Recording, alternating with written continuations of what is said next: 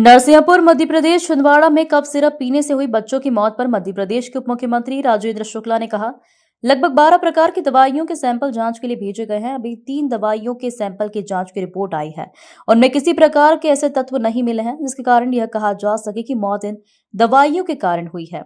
बाकी बची हुई दवाइयों के सैंपल की रिपोर्ट आज शाम तक आने की उम्मीद है। रिपोर्ट आने के बाद ही समझ में आएगा कि ये कफ सिरप के कारण हुआ है या अन्य किसी दवाई के कारण हुआ है। प्रतिबंधित कफ सिरप पीने से 9 बच्चों की मौत हो गई। सर, किस तरह का मामला है और सर क्या कार्रवाई की जा रही है? इसमें लगभग 12 प्रकार की ऐसी दवाइयां जिनको सैंपल जांच के लिए भेजे गए हैं। अभी 3 दवाइयों के जो सैंपल भेजे गए उसकी जांच आई है, रिपोर्ट आई है। उसमें कोई भी इस प्रकार के तत्व नहीं मिले हैं जिसके कारण ये कहा जा सके कि मौत इन दवाइयों के कारण हुई है। लेकिन जो बाकी बची हुई दवाइयां हैं, आज उम्मीद है कि शाम तक में उसकी रिपोर्ट आ जाएगी।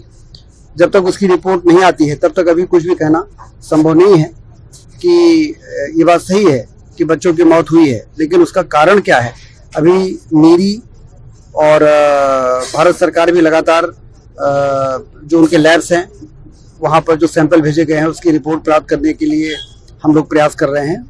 मुझे उम्मीद है कि शाम तक इसकी फाइनल रिपोर्ट आएगी, तभी ये समझ में आएगा कि वो कफ सिरप के कारण हुआ है कि अन्य किसी दवाई के कारण हुआ है कि किस वजह से हुआ है। शाम तक बैन था क्या? ये बैन था कफ सिरप जिससे हुआ है क्या? सिरप बैन होता तो कभी भी मार्केट में नहीं आता, लेकिन कभी कभी दवाइयों के लॉट में कोई ऐसे दवाई जिसके कारण इस प्रकार की परेशानी आती है, ये जब तक उसकी जांच की रिपोर्ट नहीं आ जाती तब तक अभी कहना संभव नहीं है।